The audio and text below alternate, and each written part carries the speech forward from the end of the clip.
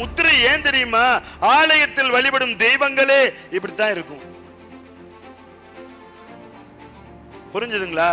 இப்படிதான் வச்சிருப்பாங்க. முத்திரை இல்லால் உலகத்தில் ஒண்ணுமே இல்லை.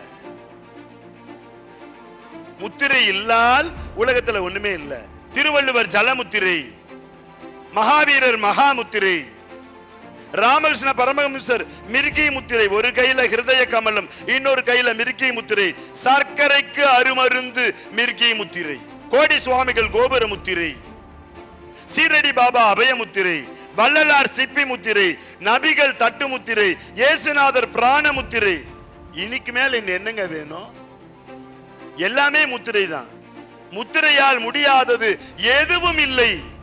முத்திரையால் முடியாதது ஒண்ணுமே கிடையாது. முத்திரையால் முழுவதும் மாறும். இப்படி கைய வச்சு 48 நிமிஷம் வச்சு உட்கார்ந்து உங்க உடம்பு அனலா கொதிக்கலன்னா இந்த ஃபீல்டை விட்டே நான் போயிருவேன். கொதிக்கும். அதான் சயின்ஸ், ஆன்மீகம், அறிவியல் சார்ந்த ஆன்மீகம். அப்பதான் நான் சொல்றத நினைப்பீங்க, இவன் சொல்வதில் ஏதோ உண்மை இருக்கிறது, உடம்பு வெடவெடத்து போய்விட்டது, உடம்பு உஷ்ணமாகிறது அப்படின்னு நினைப்பீங்க. ஒண்ணுமில்ல, ஜலமுத்திரை பண்ணி பாருங்க. எவ்வளவு வைரம் பாய்ந்த உடம்பா இருந்தாலும் 48வது நிமிஷம் மூக்கு தண்ணி ஒழுகும்.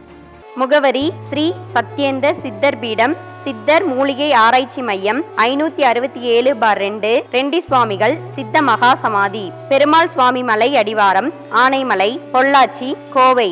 தொடர்புக்கு தொலைபேசி எண் 9344833157.